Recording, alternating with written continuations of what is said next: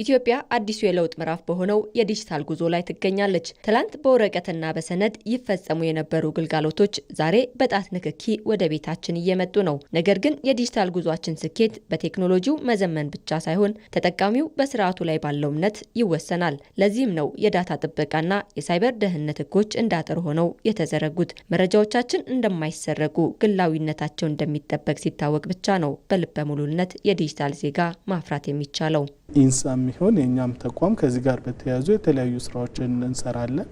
በተለይ አሁን እኔ የመጣሁበት ተቋም ከግል ዳታ ደህንነት ጋር በተያያዘ ምንሰራቸው ስራዎች አሉ ማለት ነው። ስለዚህ የግለሰቦች ዳታን እነዚህ ዳታ ሴንተሮች በሚይዙበት ጊዜ በምን አይነት መንገድ መያዝ አለባቸው፣ ለሶስተኛ ወገን አሳልፈው እንዴት ይሰጣሉ፣ እንዴት ፕሮሰስ አደርጋሉ የሚሉ ጠቅለል ያሉ አጀንዳዎችን የያዘ ለነሱ ጋይድ ላይ ሊሆን የሚችል ስርዓቶች ተዘርግተዋል ማለት ነው። ነገን ዛሬ ላይ ለማየት የተወጠነ ትልቅ ራዕይ ነው ፋይዳ የተሰኘው ብሔራዊ ዲጂታል መታወቂያ። ዛሬ በየትኛውም የሀገሪቱ ጥግ ቢኮን በአካል መገኘት ግድ ሳይል በስልክ ብቻ የመንግስት አገልግሎት ማግኘት አስችሏል። ፋይዳ ለኢትዮጵያውያን የመታወቅ ብቻ ሳይሆን በዲጂታሉ ዓለም ውስጥ በሰላም ለመንቀሳቀስ የሚያስችል ቁልፍ መለያ በመሆኑ መንግስት እያንዳንዱ ዜጋ የዚህ ስራ ተጠቃሚ እንዲሆን ለማድረግ የ100% ስኬት እቅድን ወጥኗል። ፋይዳን 100% ማሳካት እንደ ሀገር ከወሰድናቸው ትልቅ ኃላፊነቶች ወይም ከያዝናቸው ትልቅ ዓላማዎች መካከል አንደኛው ነው። 1/4 ኳርተር የሚሆነው ተመዝግቧል። አብዛኛው ኢኮኖሚ ውስጥ ያለ ከተማ ውስጥ ያለ የሁሉም ክልል ዋና ከተሞች የዞን ዋና ከተሞች ላይ ያለ ሰው ተመዝግቦ 30 ሚሊዮን ደርሰናል።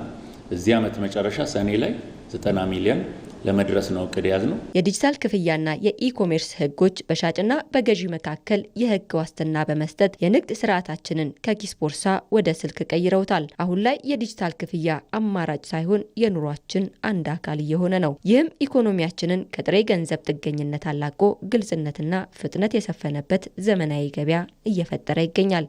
በኢትዮጵያ የዲጂታል ጉዞ የፋይናንስ እንደዚሁ የግብይትና የፋይናንስ አገልግሎት አካታችነት ከፍተኛ ሚና እየተጫወተ ያለው ቴሌብራችን ዛሬ በሁላችሁም እጅ በሁላችሁ ጓዳ በየተቋማቱ ነገሮችን ክፍያ ስርዓትን አሳልጦ አቅልሎ አገልግሎትን አዘምኖ ኢትዮጵያውያን በእውነትም በዲጂታል ዘመን ሞደርን የሆነ ላይፍ ስታይል እንዲከተሉ ትልቅ ሚና እየተጫወተ ነው። ቴክኖሎጂውን ሰውኛ የሚያደርገው የሰው የመጠቀም ክህሎት ነው። የኢትዮጵያ 5 ሚሊዮን ኮደርስ ኢኒሼቲቭ ወጣቶች የዲጂታል ተጠቃሚ ብቻ ሳይሆኑ የሀገራቸውን ችግር በሶፍትዌር የሚፈቱ ፈጣሪዎች እንዲሆኑ እያደረገ ነው። ኮዲንግ የነገውን ዓለም የምንረዳበት ለራሳችንና ለሀገራችን ብሩህ ተስፋ የምንገነባበት ቋንቋ ሆኗል። ኮዲንግ ነገ ተራ ልምምድ ነው የሚሆነው፣ ልክ እንደ ጎማ መቀየር።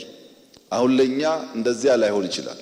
ያኔ ልጆቻችን ግራ የገባቸው እንዳይሆኑ ከወዲሁ መልካም ዘር ሊዘራባቸው ይገባል። 5 ሚሊዮን ኮደርስ ኢትዮጵያ ፈጠረች ማለት በሀገር ውስጥና በውጭ በቀላሉ ስራ ሊያገኙ የሚችሉ ስራ ሊፈጥሩ የሚችሉ ኩባንያ ሊፈጥሩ የሚችሉ ሰዎች ፈጠረች ማለት ነው። ዲጂታል ኢትዮጵያ 2030 ዛሬ የምንዘራው ዘር እንጂ የሩቅ ህልም አይደለም። ህጉ፣ መታወቂያው፣ ክፍያና ክህሎቱ ተቀናጅቶ ሲሰሩ ኢትዮጵያ በቴክኖሎጂ የታገዘ የበለጸገ ማህበረሰብ ትገነባለች። ጉዞም ተጀምሯል። ጉዞ ግን የመንግስት ብቻ ሳይሆን የዘርፉ ተዋናያን፣ የግል ባለሀብቶችና የዜጎችን ንቁ ተሳትፎ የሚጠይቅ በመሆኑ ሁሉም ኢትዮጵያዊ ለዲጂታል ህይወት ዝግጁ መሆን ይኖርበታል።